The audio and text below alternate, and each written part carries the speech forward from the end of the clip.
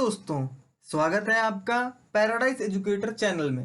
हम हैं वो जो देते हैं आपको कंटेंट दैट मैटर्स। दोस्तों, आज हम पढ़ेंगे बॉयलर के बारे में। बॉयलर क्या होता है, बॉयलर कैसे वर्क करता है, इन सब चीज़ों का एक ओवरव्यू लेंगे। बॉयलर हमारे मैकेनिकल इंजीनियरिंग ब्रांच का एक बहुत इंपॉर्टेंट टॉपिक है और इसे हम थर्मल इंजीनियरिंग सब्जेक्ट के अंदर पढ़ते हैं। तो चलिए समझते हैं बॉयलर को। सबसे पहले हम समझेंगे बॉयलर की डेफिनेशन को कि बॉयलर की डेफिनेशन बॉयलर के बारे में क्या बताना चाह रही है। ये रही आपके सामने बॉयलर की डेफिनेशन। अब अगर आप इस डेफिनेशन को ध्यान से देखें तो आपको ये समझ आएगा कि बॉयलर एक क्लोज्ड वेसल है जो ज़्यादातर सिलेंड्रिकल शेप की होती है। बॉयलर वेसल को हम लोग बॉयलर शेल के नाम से भी जानते हैं। इसी बॉयलर शेल में रेगुलर रेट से यानी एक समान दर से पानी भरा जाता है। इसी पानी को हम वेपराइज करके स्टीम बनाते हैं। वेपराइज करना मतलब वाटर को वेपर में कन्वर्ट कर देना। वेपराइज करने के लिए हमें वाटर को हीट देनी पड़ती है और ये हीट फ्यूल के कंबशन से यानी ईंधन के दहन से हमें प्राप्त होती है। अब क्योंकि बॉयलर का काम है स्टीम को प्रोड्यूस करना, स्टीम को पैदा करना, इसीलिए बॉयलर को हम लोग स्टीम जनरेटर के नाम से भी जानते हैं। अब मैं आपको बॉयलर की वर्किंग का एक ओवरव्यू एनिमेशन के जरिए दिखाता हूँ। फिर आगे की वीडियोस में हम एक एक करके जितने भी टाइप ऑफ बॉयलर हैं सबकी वर्किंग को देखेंगे। लेकिन आज हमें बस बॉयलर की एक ओवरव्यू वर्किंग को देखना है कि बॉयलर एक्चुअली में वर्क कैसे करता है। ये आपको बॉयलर की इमेज दिख रही होगी। इसी बॉयलर से जुड़ी रहती है फर्नेस। अब फर्नेस दो तरह से बॉयलर से अटैच हो सकती है, या तो फर्नेस बॉयलर के अंदर होगी या तो फिर बॉयलर के बाहर होगी। अगर फर्नेस बॉयलर के अंदर है तो इस तरह के बॉयलर को इंटरनली फायर्ड बॉयलर कहते हैं, और अगर फर्नेस बॉयलर के बाहर है जैसे इस केस में तो बॉयलर को एक्सटर्नली फायर्ड बॉयलर बोलेंगे। लेकिन अभी मैंने आपको बस नॉलेज के लिए बता दिया है। अभी आप इसके बारे में ज़्यादा टेंशन मत लीजिए। मैं आगे आने वाली वीडियो में इसको अच्छे से एक्सप्लेन करूंगा कि इंटरनली फायर्ड बॉयलर और एक्सटर्नली फायर्ड बॉयलर क्या होते हैं।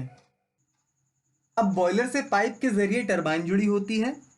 टरबाइन को आगे जनरेटर से शाफ्ट की मदद से जोड़ा जाता है। अब देखिए कि ये बॉयलर वर्क कैसे करता है। बॉयलर में रेगुलर रेट से यानी समान दर से पानी भरा जाता है और फर्नेस में फ्यूल का कंबशन यानी दहन कराया जाता है।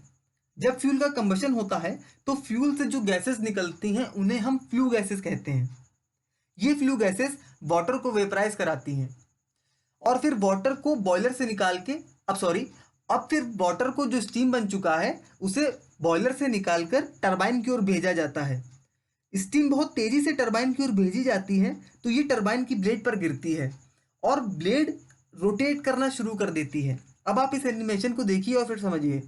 ये निकली स्टीम, ये गिरी टरबाइन की ब्लेड पर और टरबाइन ने रोटेट करना शुरू कर दिया। अब क्योंकि टरबाइन रोटेट कर रही है तो उससे जुड़ी शाफ्ट भी रोटेट करना शुरू कर देती है। जब शाफ्ट रोटेट करती है तो वो जनरेटर को मैकेनिकल एनर्जी यानी यांत्रिक ऊर्जा ट्रांसफर करती है।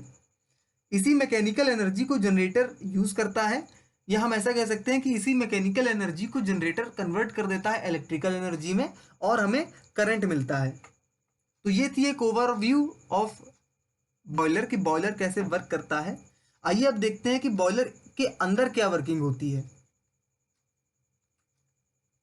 ये है बॉयलर शेल। इस बॉयलर शेल से जुड़ी है फर्नेस। अब क्योंकि फर्नेस बॉयलर के बाहर है इसलिए इस तरह के बॉयलर को हम एक्सटर्नली फायर्ड बॉयलर कहते हैं, और इस बात को अभी हम कुछ देर पहले समझ चुके हैं। फर्नेस में कंबशन ऑफ फ्यूल यानी फ्यूल का दहन, ईंधन का दहन कराया जाता है। बॉयलर शेल से एक पाइप कनेक्टेड रहता है जिस पाइप की हेल्प से हम जनरेटेड स्टीम को टरबाइन में भेजते हैं, और बॉयलर सेल से ही चिमनी जुड़ी रहती है।